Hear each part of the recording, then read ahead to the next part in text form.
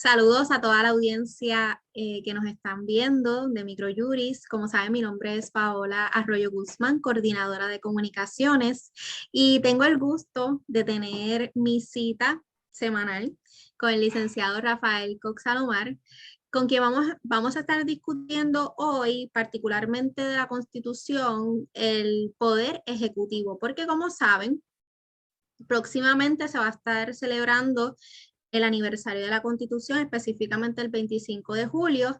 Así que ante esto, Microjuris ha estado preparando unas cápsulas con el licenciado para poder discutir este tema tan interesante con nuestra audiencia. Así que, licenciado, muchísimas gracias por atendernos hoy. Muchas gracias, como siempre, a ti. Muchas gracias a la familia de Microjuris y a la comunidad jurídica puertorriqueña. Para mí, como siempre, es un privilegio estar con ustedes. Así que le cedo la palabra para comenzar esta cápsula. Pues muchas gracias. Como señala Paola, hoy vamos a desmenuzar el artículo 4 de la Constitución del Estado Libre Asociado. Nosotros en el primer podcast atendimos la historia constitucional desde los tiempos del Consejo de Indias en el siglo XVI hasta Promesa. En el podcast siguiente nosotros atendimos la Carta de Derechos y específicamente desmenuzamos esas 19 secciones del artículo 2 de la Constitución. Luego, en un podcast subsiguiente, nosotros analizamos el artículo 3 y en específico el poder legislativo y las 22 secciones del artículo 3. Y en esta ocasión vamos a desmenuzar el poder ejecutivo. Vamos a hablar de cómo queda estructurado el poder ejecutivo, que como ustedes saben, a raíz de Promesa, tanto el poder ejecutivo como el poder legislativo han sufrido limitaciones importantes. Pero vamos a atender hoy ese artículo 4, que suscitó mucho debate durante la crisis del verano del 19. La primera sección de ese artículo 4, y de hecho el artículo 4 es más pequeño que el artículo anterior sobre el poder legislativo. Aquel tiene 22 secciones, este apenas tiene 10 secciones. Así que vamos a desmenuzar esto con mucha atención al detalle, de una manera directa, de una manera sencilla. La sección primera es la que establece en Puerto Rico, estructura en Puerto Rico una rama ejecutiva. Un poder ejecutivo unitario, no colectivo, en la figura de un gobernador, que es la personificación de ese poder ejecutivo, un gobernador electo a través del voto directo. Y hablamos que la Carta de Derechos establece en su segunda sección el derecho al voto directo, universal, secreto e igual. Así que el gobernador, distinto al Ejecutivo Federal, al presidente de los Estados Unidos, que se elige a través de un voto indirecto, a través del colegio electoral, en el caso nuestro, la cabeza del Poder Ejecutivo, el gobernador, se elige por voto directo de los puertorriqueños. La estructuración del Poder Ejecutivo suscitó debate en la Convención Constituyente. Hubo algunos delegados, particularmente de los partidos minoritarios en aquel momento histórico, el Partido Estadista, el Partido Socialista, que respaldaban la noción de que el Ejecutivo fuera uno colectivo, en donde el gobernador compartiera su poder con su gabinete. Pero esa postura no triunfó en la constituyente. La convención depositó en un ejecutivo fuerte, a la imagen y semejanza de Luis Muñoz Marín. Algo así como lo que pasó cuando se confeccionó en Francia la Constitución de la Quinta República en 1958. Se creó una presidencia fuerte, una presidencia robusta, a la imagen y semejanza de Charles de Gaulle. En el caso de Puerto Rico se crea un ejecutivo fuerte, robusto, a la imagen y semejanza de Luis Muñoz Marín. Así que esa es la sección primera, un ejecutivo unitario, un ejecutivo en donde solamente el gobernador es la personificación de esa rama ejecutiva cuya obligación constitucional es hacer cumplir las leyes que pasa la legislatura. La segunda sección de ese artículo cuarto es la que establece el término del gobernador. El gobernador se elige para un término de 4 años y toma posesión de su cargo el 2 de enero del año siguiente a su elección.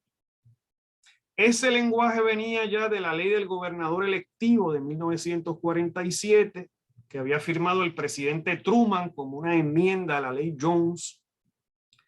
Y el término de los 4 años viene desde tiempos de la ley Foraker, en donde se establecía que el gobernador, que en aquel momento iba a ser nombrado por el presidente, ocuparía un término de 4 años, pero en realidad los gobernadores americanos sirvieron por el tiempo que el presidente quiso que sirvieran. Algunos sirvieron más, como es el caso de Arthur Jagger, que sirvió casi una década. Algunos sirvieron menos, como fue el caso, por ejemplo, del tristemente recordado Montgomery Riley.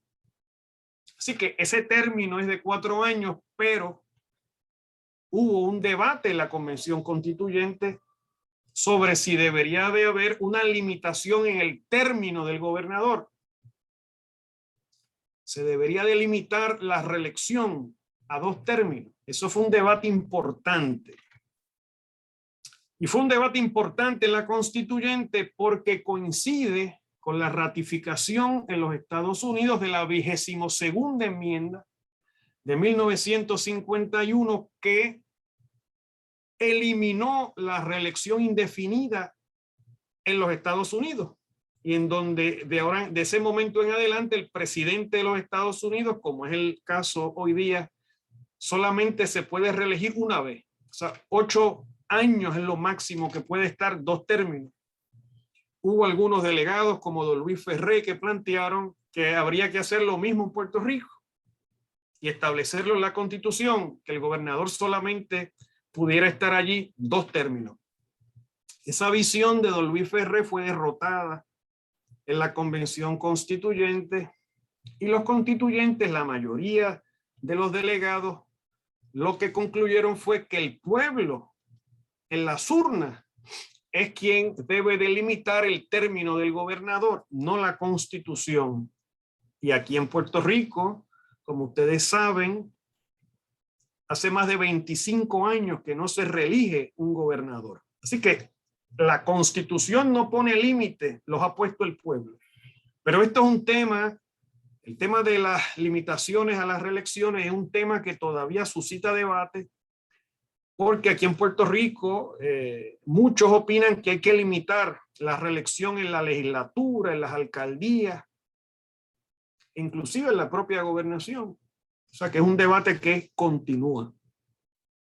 La sección tercera del artículo 4 es la que establece los requisitos que ese gobernador tiene que cumplir al momento de la elección, ese candidato, para poder ser elegible, aspirar a la máxima magistratura del gobierno de Puerto Rico. Esa persona tiene que haber cumplido 35 años al momento de su elección. Y esa persona tiene que haber residido en Puerto Rico al menos 5 años antes de su elección y ser ciudadano de los Estados Unidos al menos 5 años antes de su elección. Ese requisito de edad coincide idénticamente con el requisito que establece el artículo 2 de la Constitución de Estados Unidos, que establece que el presidente tiene que tener al menos 35 años. Y los requisitos de ciudadanía y residencia eran requisitos que ya se habían establecido en la ley de gobernador electivo de 1947. La sección 4 del artículo 4 realmente es el nervio central del artículo 4, porque allí es que se establece de forma específica los poderes enumerados del gobernador y queda establecido además que el gobernador goza de una serie de poderes no enumerados inherentes a su cargo. El Tribunal Supremo de Puerto Rico todavía no ha construido con especificidad el alcance de esos poderes inherentes. Eso es una pregunta que todavía no se ha contestado de forma definitiva. ¿Cuál es el alcance de esos poderes no enumerados inherentes del gobernador? Pero sí sabemos que el gobernador de Puerto Rico goza de una serie de poderes importantes. Y entre esos poderes importantes que establece la sección 4 del artículo 4 está el poder de convocar a la Asamblea Legislativa a sesión extraordinaria para atender los asuntos que el gobernador estime pertinentes. Es decir, cuando expira la sesión ordinaria, el gobernador tiene el poder para convocar a la Asamblea Legislativa en una sesión extraordinaria de al menos 20 días. Si se expiran esos 20 días, el gobernador los puede volver a convocar para que se reúnan y para que atiendan las medidas que el gobernador especifica en su convocatoria. Es decir, la agenda de la sesión extraordinaria la controla el gobernador. Eso es un poder importante que tiene el gobernador de Puerto Rico conforme la sección 4, artículo 4 de la Constitución de Puerto Rico. El gobernador de Puerto Rico además tiene el poder de hacer los nombramientos, o sea, tiene el poder de nombramiento y tiene el poder de destitución, de nombrar los funcionarios del gobierno, funcionarios principales e inferiores. No hace la salvedad que existe en la Constitución Federal de lo que son funcionarios principales y funcionarios inferiores. En el caso de Puerto Rico no se hace esa salvedad. El gobernador tiene poder para expedir los nombramientos, muchos de ellos, algunos de ellos con consejo y consentimiento del Senado, pero tiene el poder de destituir sin tener que buscar el consentimiento o autorización del Senado para destituir o remover a funcionarios de gobierno, incluyendo los secretarios de gabinete y del gabinete constitucional. El gobernador además es comandante en jefe de la Guardia Nacional, tiene poder para proclamar la ley marcial en caso de rebelión o de invasión, pero esa convocatoria del gobernador ha de ser ratificada por la legislatura en una sesión que la legislatura convoca a su propia iniciativa. Aquí hay una diferencia importante entre los poderes del gobernador americano y los poderes del gobernador electo, y es que los gobernadores americanos, los gobernadores que eran nombrados de dedo, incluyendo a Jesús T. Piñero, que fue nombrado, primer puertorriqueño nombrado gobernador en 1946, podían convocar la ley marcial unilateralmente. Ese no es el caso bajo la Constitución de Puerto Rico, en donde la convocatoria a la ley marcial que hace el gobernador está subordinada al arbitrio de la Asamblea Legislativa y solamente, como advertimos en el podcast anterior, solamente la legislatura de Puerto Rico puede dejar sin efecto el recurso de la habeas corpus, no el gobernador. Así que en ese sentido hubo una disminución de los poderes del gobernador bajo la Constitución del Estado Libre Asociado, si se compara entonces con las leyes orgánicas Foraker y Jones. El gobernador de Puerto Rico además tiene el poder de la clemencia ejecutiva, de otorgar clemencia, indultos con respecto a delitos o faltas que se hayan perpetrado conforme la ley de Puerto Rico. El gobernador de Puerto Rico además tiene el poder de hacer nombramientos de receso. Nombramiento de receso, que es llenar vacante durante el receso de la Asamblea Legislativa. Eso lo que significa es que si surge una vacante que puede ser antes o después del receso legislativo y el gobernador llena esa vacante durante el receso de la legislatura, ese funcionario va a tomar posesión de su cargo de forma inmediata y va a ejercer las funciones de su cargo hasta la expiración de la próxima sesión de la legislatura. Es distinto al poder del presidente de los Estados Unidos, porque el presidente de los Estados Unidos solamente puede nombrar en receso para vacantes que hayan surgido durante el receso del Congreso. En el caso del gobernador de Puerto Rico, puede nombrar para vacantes inclusive que surjan antes del receso legislativo. El gobernador de Puerto Rico tiene además el poder extraordinario de emitir órdenes ejecutivas. Las órdenes ejecutivas que el gobernador emite muy bien pueden ser órdenes para estructurar el ordenamiento interno de las agencias de gobierno, de las agencias del Ejecutivo, o en aquellos casos en donde la legislatura le ha delegado autoridad para actuar, pues el gobernador a través de órdenes ejecutivas puede instrumentar las acciones que la legislatura le haya delegado. Por ejemplo, lo vimos en la crisis del COVID, lo vimos en la crisis de los terremotos, lo vimos en las crisis de los huracanes. El gobernador en algunas ocasiones por delegación directa de la legislatura y en otras ocasiones en función de sus poderes inherentes como cabeza de la rama ejecutiva, puede actuar conforme órdenes ejecutivas. Así que el gobernador además tiene la obligación de enviar un mensaje de situación a la legislatura, formulando las políticas públicas para instrumentar una obra de gobierno, y además tiene la obligación de enviar las proyecciones de los recaudos y de las erogaciones de fondos para estructurar el presupuesto del gobierno de Puerto Rico. Obviamente, esa faceta se ha limitado en función de promesa y de los poderes casi omnímodos que tiene la Junta de Control Fiscal a través de la delegación de poder que bajo la cláusula territorial de la Constitución de Estados Unidos el Congreso le ha hecho, lo que de alguna manera ha desarticulado el poder del gobernador para tener la iniciativa principal en este tema. La sección quinta del artículo cuarto es la que establece que el gobernador tiene el poder para nombrar, los miembros de su gabinete, los secretarios de gobierno.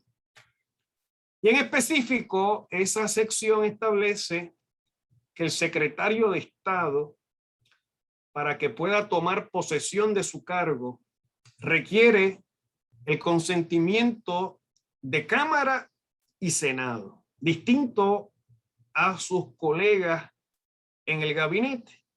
Secretario de Estado es el único miembro del gabinete del gobernador que requiere consejo y consentimiento de Cámara y Senado. Una mayoría de la totalidad de miembros de Cámara y Senado deben de consentir a ese nombramiento para que surta efecto. Parecido a lo que vimos con el Contralor, artículo 3, sección 22. Que establece que el Contralor requiere consejo y consentimiento de Cámara y Senado por mayoría de cada una de las cámaras. Eso mismo ocurre en el caso del secretario de Estado. Y la razón es que el secretario de Estado es el sucesor constitucional del gobernador. Hubo un debate intenso en la Convención Constituyente sobre este tema.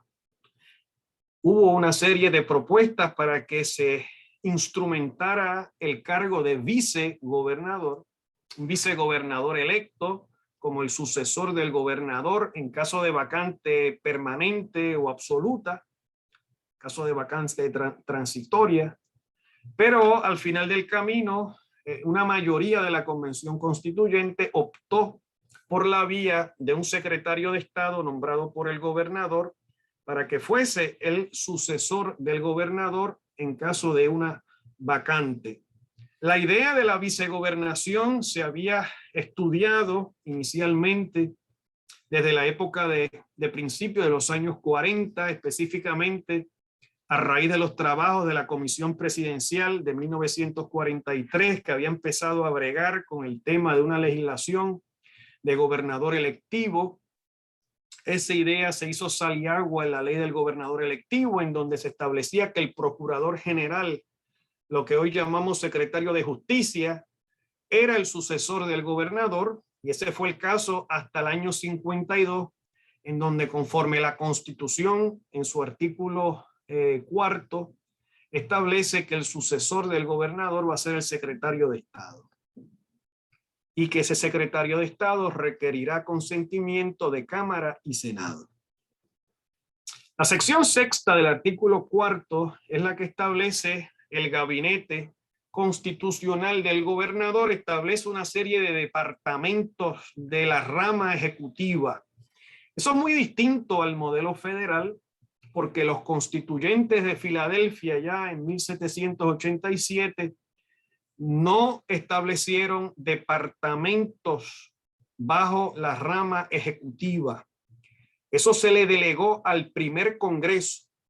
Por eso es que cuando la Constitución de los Estados Unidos se promulga finalmente en 1791, si usted ve el texto de la Constitución de Estados Unidos, no va a encontrar por ningún lado mención alguna a Departamento de Estado, Departamento de Justicia, Departamento del Tesoro, Departamento de la Guerra. Esos departamentos ejecutivos federales fueron establecidos por legislación federal durante los trabajos del primer Congreso bajo el liderato de James Madison, que estaba como congresista en ese primer Congreso. Así que esos son departamentos ejecutivos cuyo origen es estatutario. En el caso de Puerto Rico, hay una serie de departamentos que son de origen constitucional. ¿Cuáles son esos departamentos?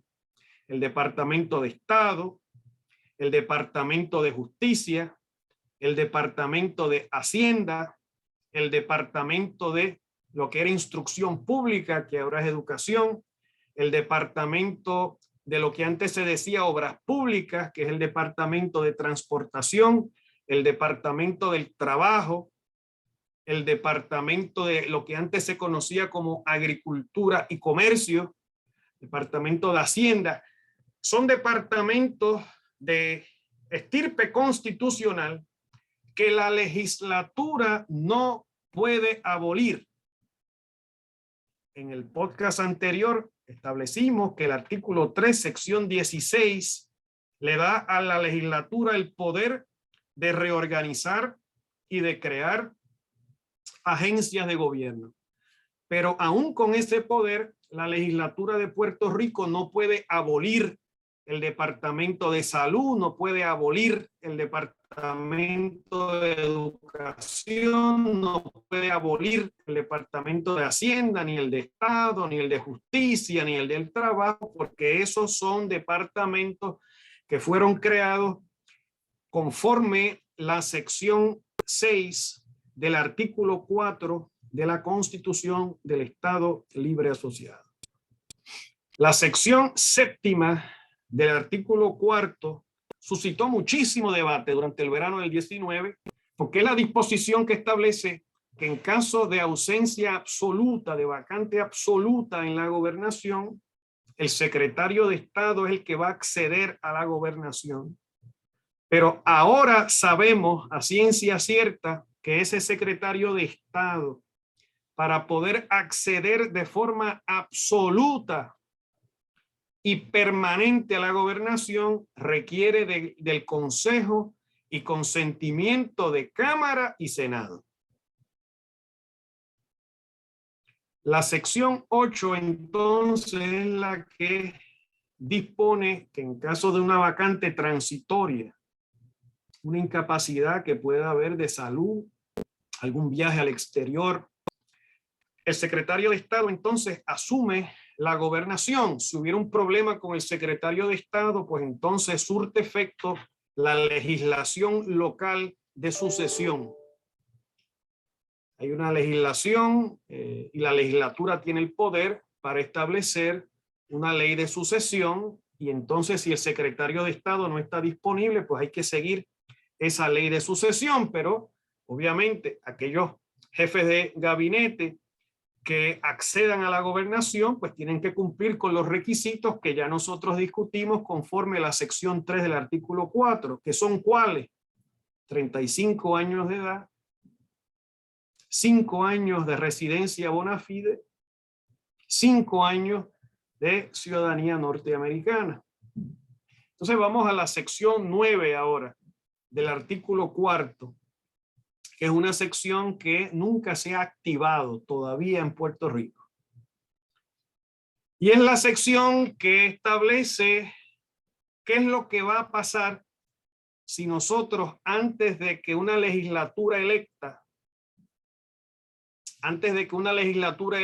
pueda reunirse en su primera sesión ordinaria, léase en el segundo lunes del año siguiente a su elección, si el gobernador que fue electo en esa elección muere antes del 2 de enero, o si ese gobernador jura el 2 de enero, pero muere antes o se renuncia antes de que nombre un secretario de Estado, o nombra secretario de Estado, pero ese secretario de Estado no ha tomado posesión de su cargo y el gobernador muere, y una vacante absoluta o se incapacita de forma absoluta o renuncia, ¿qué es lo que sucede en ese momento? Bueno, la Constitución, artículo 4, sección 9, establece que tan pronto esa legislatura electa se reúna en su primera sesión, en esa primera sesión de esa nueva sesión ordinaria, en ese segundo lunes del año siguiente a la elección, esa asamblea legislativa habrá de elegir un gobernador o una gobernadora por mayoría de Cámara y Senado. Esa disposición, obviamente, no ha surtido efecto, no se ha utilizado, pero está ahí. Y los constituyentes preveyeron para ello. La última sección del artículo 4 es la que establece que el gobernador puede ser destituido únicamente a través del proceso de residenciamiento.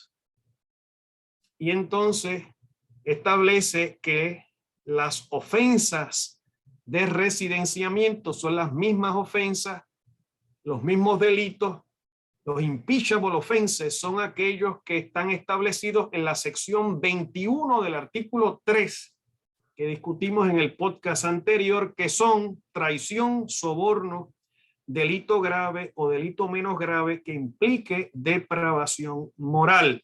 Esas son las causales para encausar en la Cámara al gobernador, y en la Cámara harían falta las 2/3 partes y entonces 3/4 partes en el Senado para su destitución. Así que con eso cerramos nuestra lectura del artículo 4.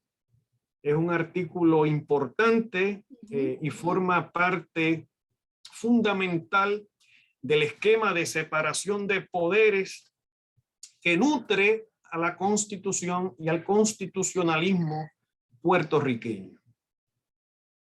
Licenciado, muy interesante esa conversación. Como siempre, estoy con mis anotaciones.